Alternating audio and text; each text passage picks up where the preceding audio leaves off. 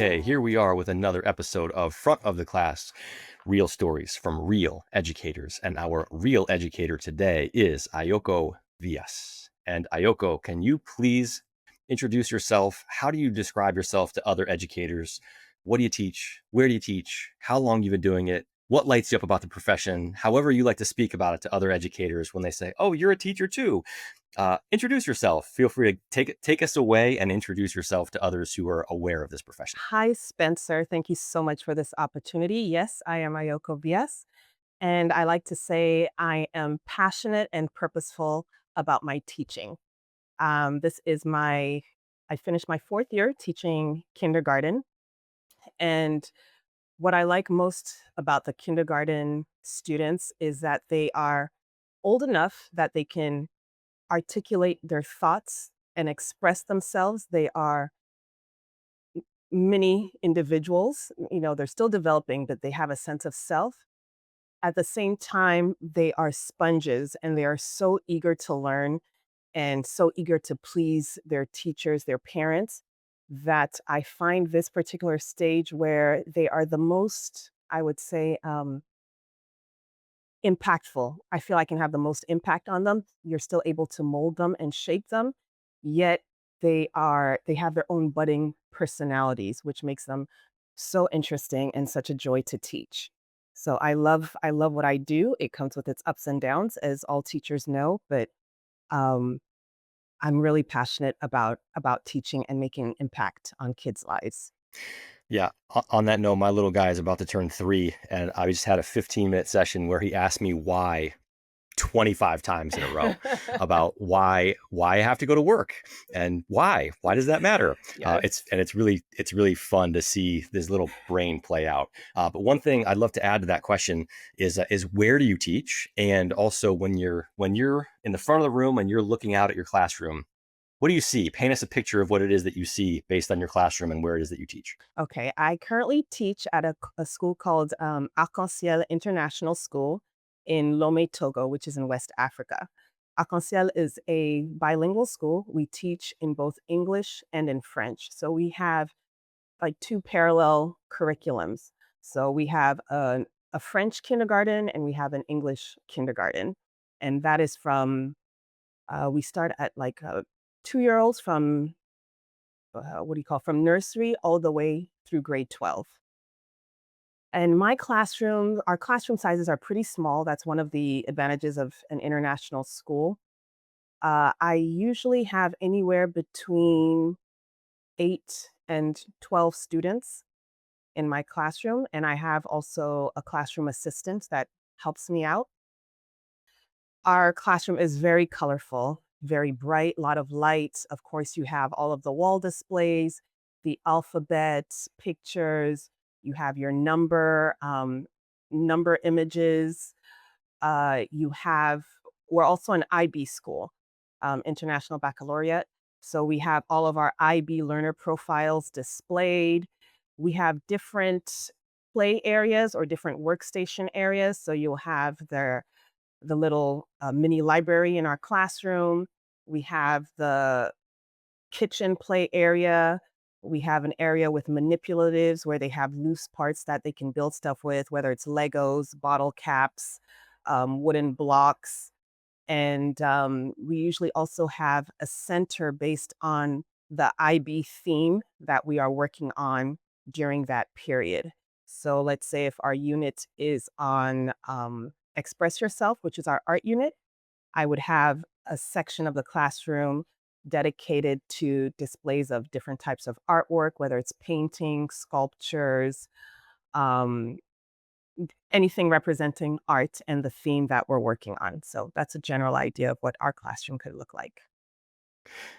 Perfect. And you mentioned you've been teaching for about 4 years. Yes. Can you share a little bit more about your teacher origination story and how that came about and what you were doing in your career before teaching?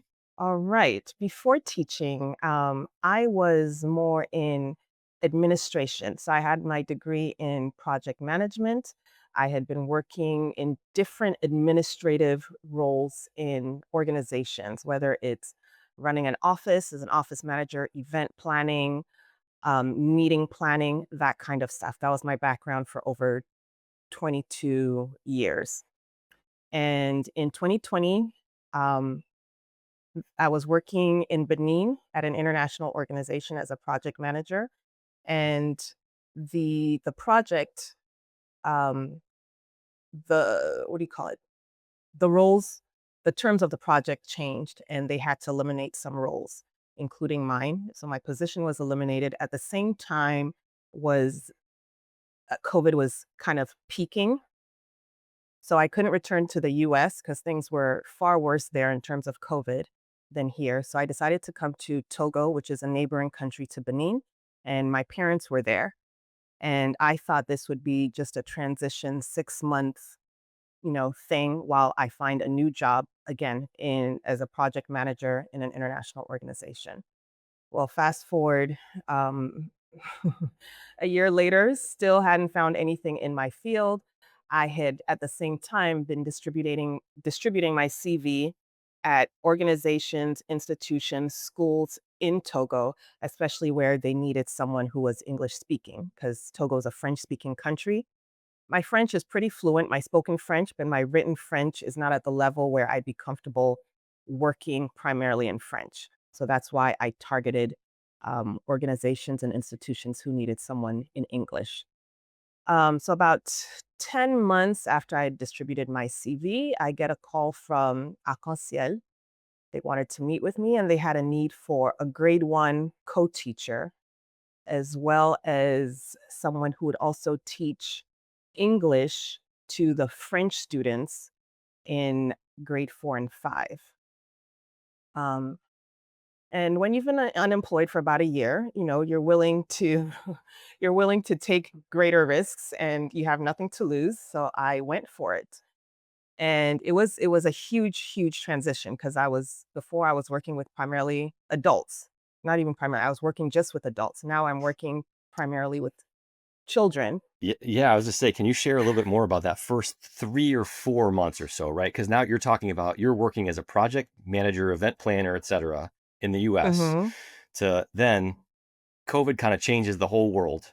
Now you're in West Africa and you're teaching first graders as a co-teacher, which is not something that you had planned on in any way. And you're working with adults and now working with Kids. 5 and 6 year olds. Can you share a little bit of like what were what was that first day like? What was that first week like? And Um, when, if at all, did it finally become comfortable of like, oh, I actually kind of like this and maybe I'm kind of good at it and maybe I want to make this a career. So can you share a little bit about that first day, first week of like what are you feeling this for this career change and when did it start to get fun or start to click? it was, in one word, I could say it was overwhelming. The first day, Mm. the first week, the first month, because even while I was in there, there were still a lot of changes. I'd never been in education, so I didn't know what to expect. I mean, I'd been in education from the student perspective, but not from the teacher perspective. So it was a huge adjustment. And I cannot identify when I could say I felt comfortable specifically, but I think the one thing that I had going for me is I always loved children. Even as a preteen, I started babysitting younger kids when I was about 12. I've always had a love for children. At my church, I served in the children's ministry, in the nursery. I taught dance to the young girls. So children have always been present and active in my life. And then I became a mom, so I have my own children as well. So in that aspect, it wasn't strange. Interacting with children was very comfortable for me. But it's still a whole different environment as a teacher and as your full-time job. And now having to also deal with parents and their expectations. So there was still that shift that had to happen. But what made it a little bit easier, in spite of the huge transition and the overwhelmingness of getting adjusted to being a teacher and how to teach, etc. Um, just connecting with the children and the little things that they will say and the hugs that they will give you and the things that they'll say to make you laugh, to make you smile, and they're just adorable. So that, I would say, offset any of the negativity and any of the feeling of overwhelm, that came with it. Yeah, perfect. And I'd love to dig on this a little more just because Sure. that is such a massive life transition, right? To recap, we're talking working project management in the US to now teaching first graders as a co-teacher Right. in West West Africa. Africa at an international school, right? Something that was not on your bingo card in any way Nope. whatsoever. Um, can you share just a little bit more? And then I would love to get more in the classroom and engaging with parents and some of the other more classroom related things. Sure. But I'd love to just the life update here. Can you share a little bit more about like what did that mean in terms of what was your living situation like in the U.S.? What was it like back home? What was how was this comparable in terms of pay? And then ultimately, like we can share all those, the things that are on a piece of paper, house, pay, etc., health insurance, whatever it is. I'd love to just hear a quick compare contrast, and then also ultimately, you've been doing this now for 4 years. So can I presume that whatever changes there have been positive? And can you share a little bit more about that? So can you do a little compare and contrast? Because this is such a different life than the life that you were living. And then share a little bit of the positives and the And the positives and the negatives. negatives, comparing those two different lives. Sure. I will reflect on the job that I had just before transitioning to this, where I was in Benin working at an international organization, which as with a lot of international organizations, when you are an international hire, it comes with a full package. They provided housing, they paid for my kids' school fees, they pay for vacation, once every 2 years to travel to your home base. Um, Utilities, some of them. Um, and I was living in West Africa, but being paid in US dollars, and the cost of living in Africa is significantly less. So even though had I been getting that salary in the US, it would have been considered, small. Here in West Africa, plus with the additional benefits, health benefits, housing, etc., it was a sweet deal. I will not sugarcoat it. It was a very nice deal. We were living a very comfortable life and had our own house, well settled. And then when we had to move in with my parents, well, that was a whole different dynamic. Again, I thought it would be temporary while I found another job or while my husband found something, whoever got something first. So we're moving with my parents who were in their late 70s, and I'm here with my husband and my two kids. Um, so that was another shift in itself. And then when I started working at Ciel, you cannot compare the salary. It was significantly less than what I was used to making. But what offset it is, again, even though I didn't have the benefits through my job, like for example, the housing benefits, I'm living with my parents. They weren't charging rent. Of course, we were um, contributing with other household expenses. But the major expense anywhere is always housing. So that was a blessing, in spite of all the other adjustments, not being having to worry about paying rent with the salary decrease. That helped to offset things tremendously. And then there was the advantage of having my own kids grow up with their grandparents, an experience which I never had the advantage of. So, of course, there are complications in the dynamics, but I like to see the positive side. And it was a huge blessing, especially because I lost my dad a year ago. So my Hmm. children got to spend the last 4 years of his life, seeing their grandfather, interacting with their grandfather every single day. Um, and to me, you can't put a price on that.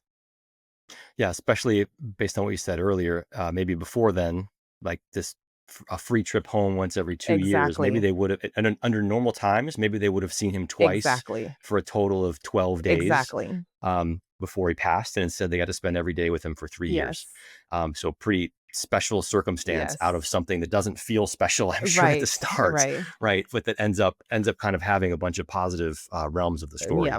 Well, thank you for sharing that because I mean, there's plenty of reasons why people get in the teaching profession, and sometimes it's out of not something anyone thought was Yep. going to happen, and they end up in a place where there's a lot of positives that end up afterwards.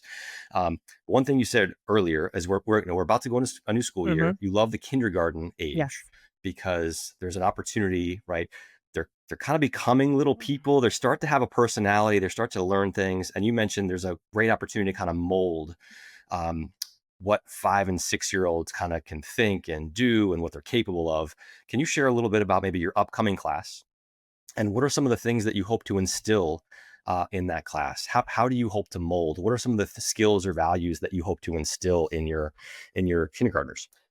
Um, I think for my kindergartners, one of the biggest values that I like to instill in them is just not being afraid. Because one of the things at this age, yes, they want to please.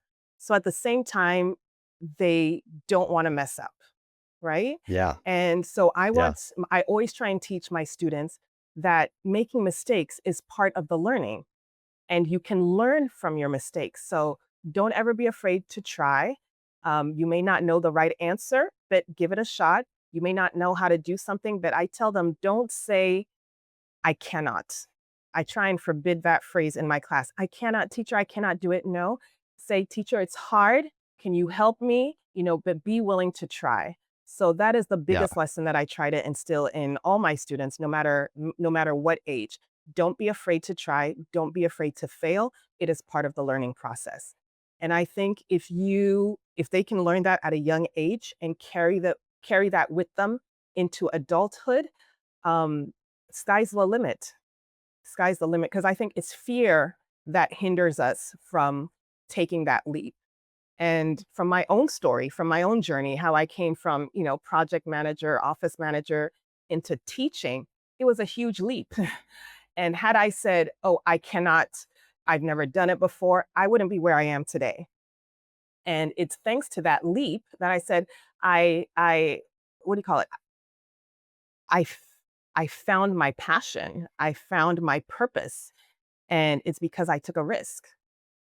And I'm so thankful that I did, because now I honestly can't imagine doing anything else, at least not in this season of my life. yeah. I love that so much. Especially again, I've got little guys, right? And my almost 3 year old, we try to hit the ball or catch the ball or kick the ball or all kinds of things, right? And sometimes he misses one or it goes backwards or something happens. And sometimes there's this like cry, Yes. when I can't do it. Yes. And I try to do the exact same thing, Yep. right? Of like, well, hold on, let's take a deep Yep. breath. We don't say we Yep. can't. I've seen you do things that you say you Yep. can't do, and then you can do them like 2 minutes later. So we're practicing.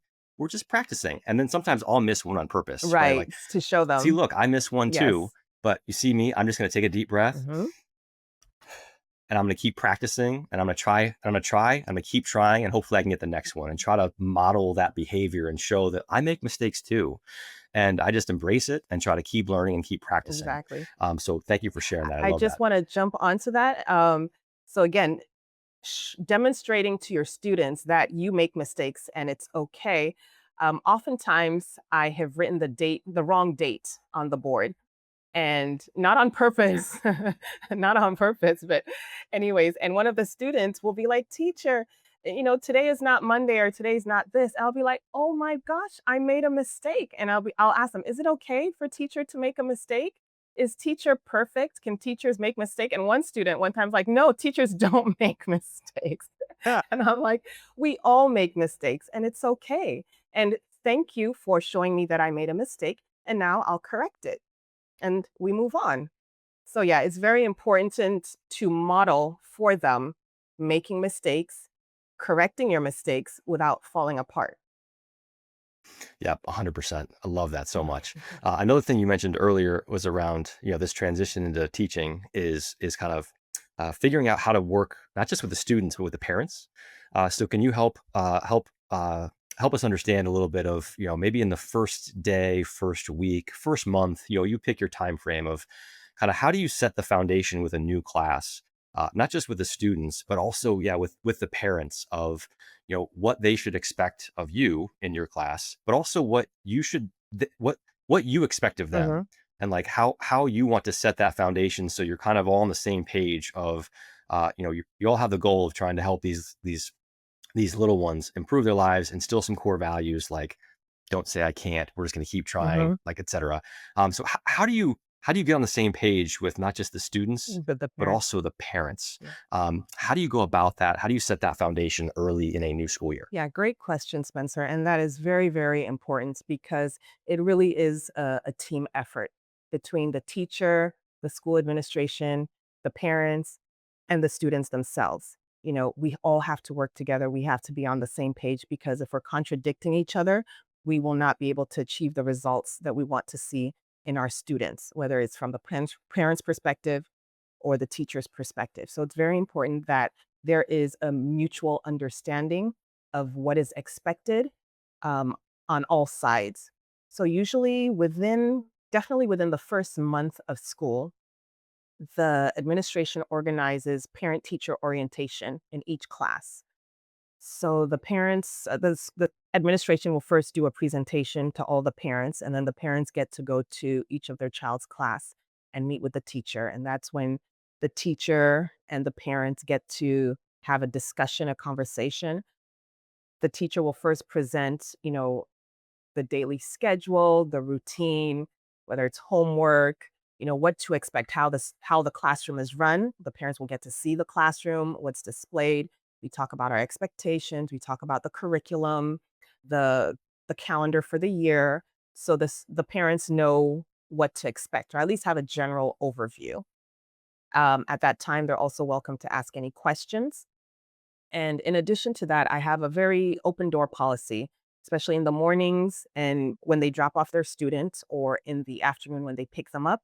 If they have any questions, if they have any concerns, they are free to pull me to the side and talk to me. We also communicate by email and Google Classroom. At the end of each week, I put a brief summary of the activities we did during that week. And we also take pictures of the different activities we do throughout the day. And I share those with the parents. It's an opportunity not only for the parents to see what their student did or what we did in class, but I will also encourage the parents to go through the pictures with their child. So as the child is looking at the pictures, they can be like, oh, yeah, that's when we were doing this, and explain to them and go more in depth because that is a way for the child to also review what they did.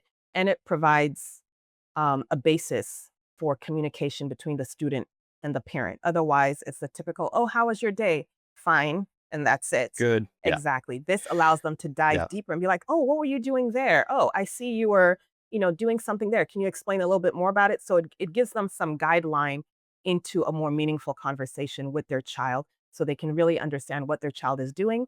And it will also reveal if there's anything the child is struggling with, or maybe a friend said something in that situation that hurt their feelings. It just provides more meaningful dialogue, I feel. And then do you share maybe with the parents up front of one of the things in my class is I don't want to hear the words I can't. And so when a kid does say something like that, here's kind of how I'll counteract that because one thing I want to do is uh let it be known that it is okay to make mistakes and then we can learn from it. Is that something that you kind of share with parents in that opening conversation? And if so, like how do you phrase that? Because that's one thing I bet most parents are probably like, yes, I like that.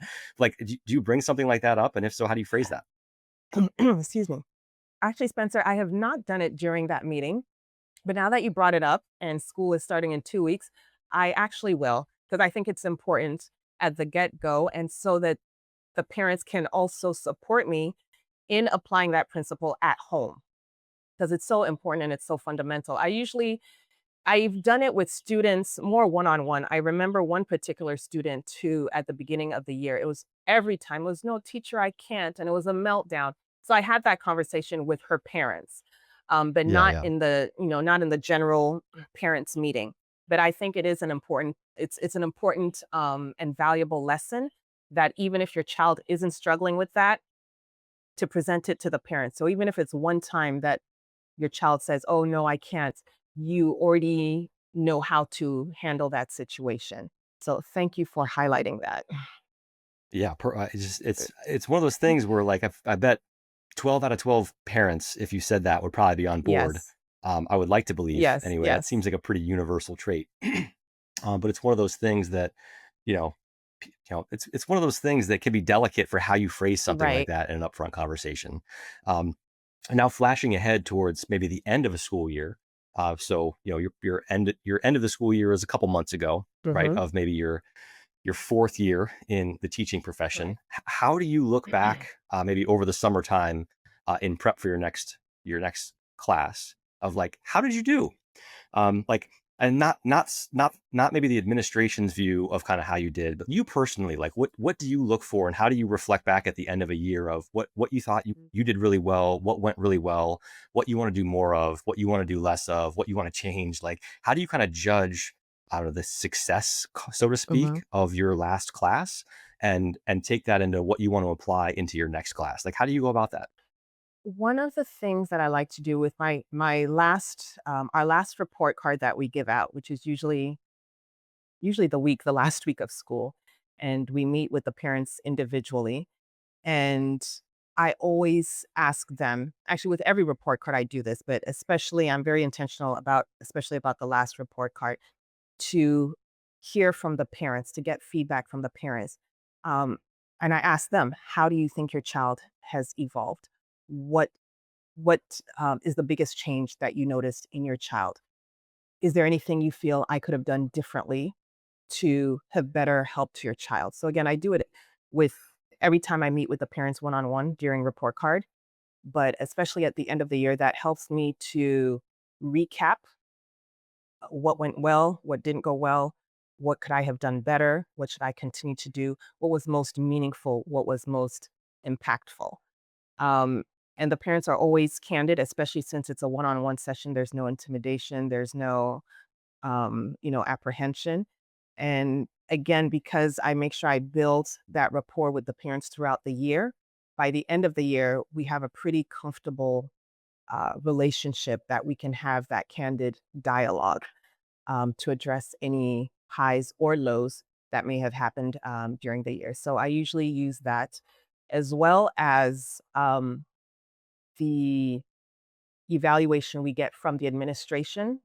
They usually come and um, overview how we're teaching. They watch how we're teaching and the requirements, make sure that everything is met, and they give us feedback on that as well. That's usually earlier on in the year.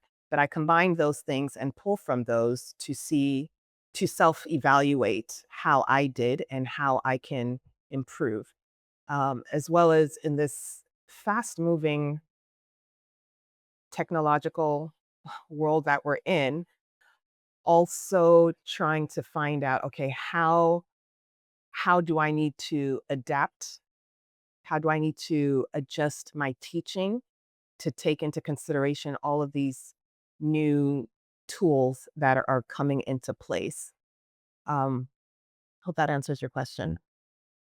Yeah, and on that last note, are there any tools that maybe you used last year that you thought, "Wow, this is great. I really like this tool. I'm gonna keep using this," and or anything that you are hoping to experiment with so far this year that you've heard good things about, but maybe you can't quite promote because you haven't used it, but maybe it's something that you've heard good things that you're gonna experiment with. So any tools that you can vouch for that you really liked, or any that you're gonna try this coming school year? Well, I have during the summer, I did a couple of um, sessions learning about Toddle and their new AI feature. So I'd never used Toddle, and unfortunately, your school has to subscribe to it. So you can't just enroll as an individual.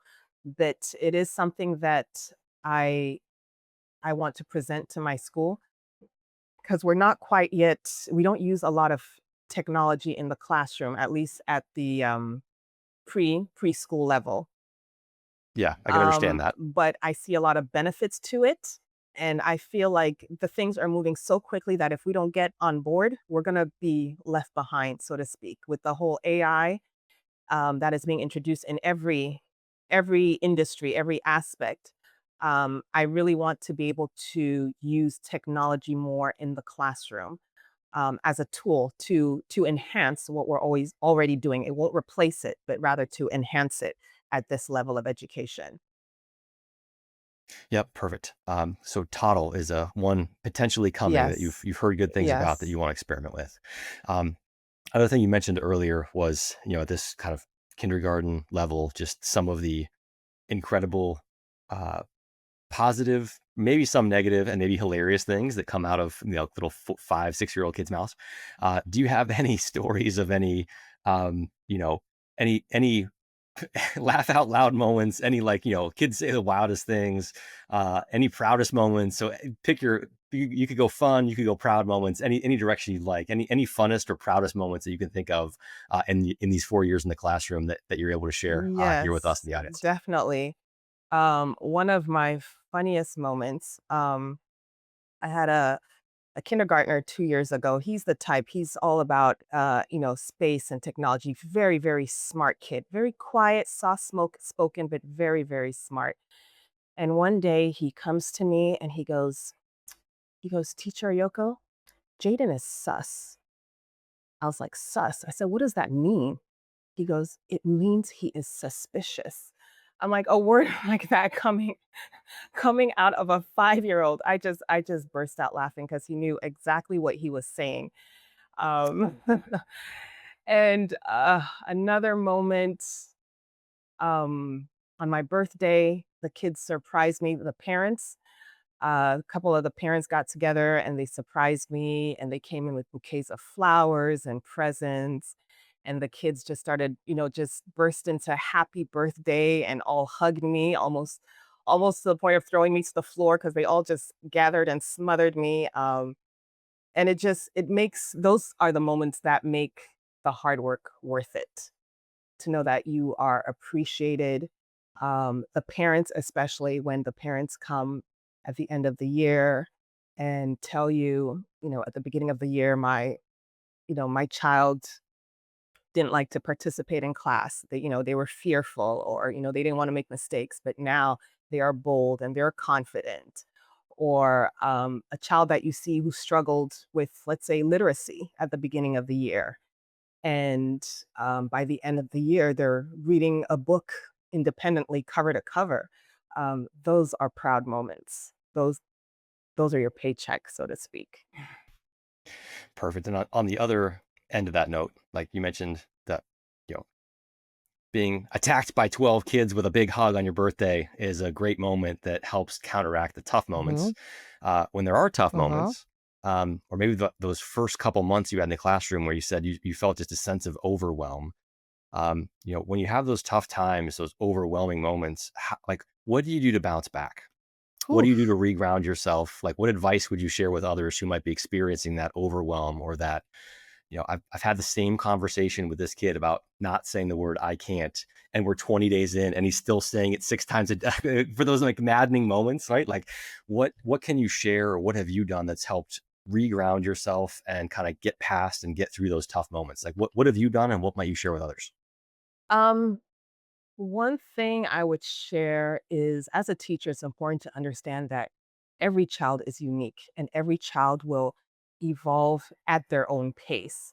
So while you may just have to tell one child one time and, it clicks, you might have to tell another child 20 times. And that's before we even get into dealing with children who may have some learning disabilities or, delays. So every child is unique and it takes a tremendous amount of patience. And you just have to understand the child and be willing to try new strategies. Uh, Maybe one child is learns just by hearing. And so you tell them and they understand it, they grasp it. Another one might be visual, or they might be a combination. They need to hear it several times. They need to also see it. Other children are more tactile. They need to feel it. They need to touch it. So as you're explaining, you might need to demonstrate. You might need to walk them through it. So you have to have a lot of tools in your tool belt, so to speak. So if one isn't working, you try another. And I think this is also where it's very important to have good rapport with your fellow teachers and bounce ideas off of them and say, "Hey, I'm struggling with this particular issue, or this child, I don't know how to get through how to explain this or get this child to understand this. Here's the situation. Do you have any input? How do you deal with it?" So bouncing ideas off of each other is very, very important. And in terms of for myself, when I get to a point where I feel like I'm being hard on myself, or I feel like, oh, okay, did I make a mistake? Was this a wrong career change? Um, that's when my faith really rises. And that's where I really lean on my faith. Just like we have curriculum for teaching, my curriculum for life is the Bible, is my faith. So that's when I remind myself, like, God has a plan and a purpose for me. And it's a purpose and a plan for good. So even when things may not be going my way, I remind myself that even the mistakes, even the things that may not seem to be going in the direction that I want it to go right now, it's all part of God's perfect plan, and He will work things together for good. So that is what keeps me going. And I'll get to our more rapid fire kind of quick hitter questions here as we get close to wrapping up here. Um, but what would be the number one piece of advice that you might give to, again, right now it's the summertime. We're about to go into Next our school new year. school year. There might be some teachers that maybe you're working with who might be in their first year, right? What advice might you give to teachers who are in that first year that you think is most helpful for just common problems or issues or challenges that you see first year teachers have? What's the top piece of advice you'd give to those folks? Yeah, that is an easy one to answer. And my answer is you don't have to stick to your schedule. Because I was a big stickler coming from a project management. I want to check Oh off yeah, every yeah. box. You got to do it Yep. in this particular order. I'm very organized, and I had to learn to throw that all out the window. Yes, you have to have a plan. You have to have your lesson plan. You have to have your schedule for the day, but you have to be flexible and you have to read the room. Let your students guide you and direct you. Yes, you're the teacher, you still have to maintain a sense of control, but if a student is having a bad day, I had a student one morning come to class, and very sad story. They were coming the car was coming out of the garage and accidentally ran over their cat. So he Mm, came to school in a complete meltdown, and I'm like, "Okay, how are you going to teach when this child is grieving?" So I had to, okay, put the schedule away. I had my assistant, you know, go and take care of the other students. I took time and I just sat with this child and just held him and hugged him and let him cry. And the mom was still there. And I said, you know what? The mom wanted him to stay. And I said, I don't think it's a good idea. I think he won't be able to focus. He's grieving and he needs to be home right now. And she agreed until she took him home. So you have to be able to read your students, read the situation and adapt. It's okay if you don't check every box for that day. You can make it up later or, in another way. So flexibility, again, you have to be flexible and you have to understand that the day is not always going to go the way you had planned, and that is okay. That's okay. 100%. And you just shared, I was going to ask with your prior career, because you've had a whole career, right, prior to teaching. What is a skill? You already answered this. What's a skill that maybe you learned in your prior career that maybe you had to unlearn? And that was maybe sticking to a schedule perfectly every day, because that was your old role Yep. and now it's a little different. Yes. But on the other side of the token, what's something that maybe you learned in your prior That career that helped. has helped you in your teaching career? So what's something that you can draw strength from that you've learned that you can now apply that is an asset to you in your new teaching career? I would again say the same thing that I had to unlearn is the same thing that has also helped me because, as you know, as a teacher, there is still an administrative aspect, a huge administrative aspect. And in fact, I think in one of the toddle sessions that I was doing this summer, it said teachers actually spend 49% of their time in actual um, classroom interaction with the students, and the other 51% is mostly like administrative lesson planning and dealing with administration. So, from a project management standpoint, being organized is still crucial as a teacher. You have to do your unit plan, you have to prepare your lesson plan. You have to make sure that there is a logical flow, a logical sequence in how you teach. So those skills have still been beneficial for me. It's now in the interaction with the children that you have to be flexible. So it's a double-edged sword. Yep. And what to you, after 4 years in this profession that was never on your radar, what to you is the number one single best thing about the education profession? Wow, single best, that's tough. um, You can can I cheat and have have two? two or three if you need to. Say that again. I'm sorry. I didn't hear you. You said, say that again. Oh, I said you can cheat and have two or three things if you Okay, need thank to. you. Um, Again, number one, I would say being in a position where you have such a huge impact on your students' lives. And I remember my own kindergarten teacher. Her name was Mrs. Penrith, and this was more than 40 years ago. But I can't tell you a single thing she actually taught me. I can't tell you a single song that I learned in kindergarten, but I remember how she made me feel. And she always made me feel safe. She made me feel loved. Um, she she made me feel like I could overcome anything. So the fact that I remember her 40 years, later, I hope I have that same impact on my students. And again, with that thing that I said about overcoming your fears and not saying I cannot.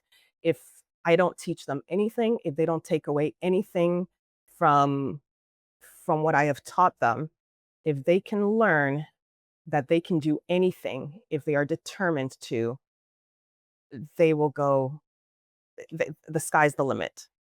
So that's one Great thing. lesson to Yes, instill. that's one thing. So the impact that I have on students is one of the great benefits of this job.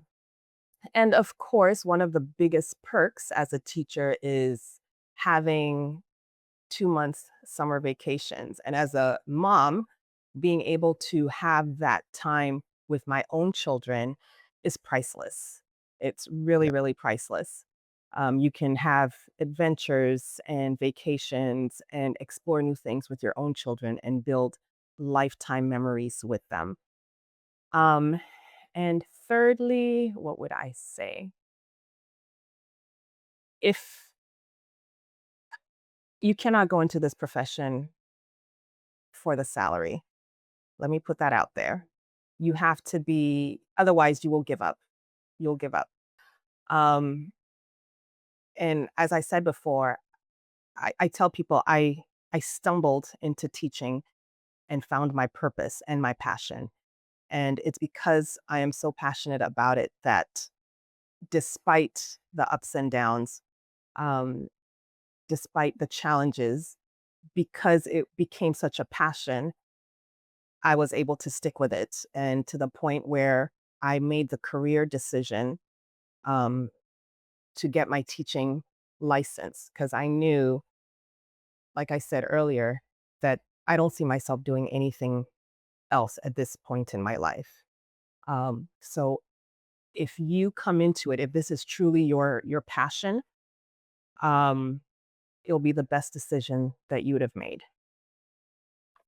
And on the other end of that spectrum, what is the single worst or hardest or toughest thing about this profession? Or if you could change one thing with a magic wand, where would you point that magic wand? Appreciation. I think I'm very, very blessed. I get a lot of it from my colleagues. I get a ton of it from my parents and most of it from my students. And that is the fuel that really keeps you going. Perfect. And two more quick Yep. ones. Any other educators maybe you work with, maybe you follow on Twitter or Instagram or wherever who you draw inspiration from. Is there anybody out there you want to give a shout out or appreciation to on the note of appreciation who you think is just doing it well, doing it right, who maybe you seek to emulate? And maybe it's even your kindergarten teacher from 40 years ago of remembering how she made you feel. But is there anyone that you'd like to shout out and give some appreciation to who you really appreciate how they go about their teaching career? Oh, so many. But yes, I do want to give a shout out to Mrs. Penrith, who is my kindergarten teacher. I have tried looking for her on Facebook, Instagram. I don't even know if she's still around, but if she is, yes, she was an amazing teacher. Um, a teacher that I currently admire is one of my colleagues. She's the one who teaches the French kindergarten, and her name is Melanie. She she also shares that same passion for teaching. You can see it. She lights up, she makes teaching fun. She's very much a disciplinarian as well. But she makes teaching fun and her students just absolutely adore her. I've always told her that I wish I could be a student in her classroom, and I wish we had the time. I really would love to be able to go and just sit in her classroom as well as other teachers, just to pick up strategies and methods. I think it's important, and I'm really, really trying to get our school to allow us the opportunity to do that. But if I were to pick anybody's class to sit in, it would be Melanie's. So good job, Melanie. Keep it up. I admire you. Awesome. Thank you so much. And anything that we didn't have a chance to discuss that you do want to leave as final words of wisdom, maybe for our audience of prospective teachers, early in their career teachers mostly. So anything we didn't have a chance to discuss that you want to leave as words of wisdom, or maybe anything that you did share that's just so important you want to say it one more time. So any new or repeated last words of wisdom? Um, yes.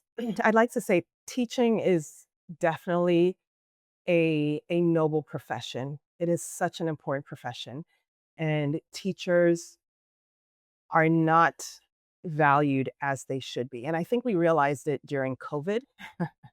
Parents were having a meltdown having to teach their own kids, and that's just your own kids. That's just maybe 2 or 3, maybe 4 kids. Um, Now teaching a classroom of 12, 15, 20, everyone with a different personality, a different, method of learning, it's a lot of work.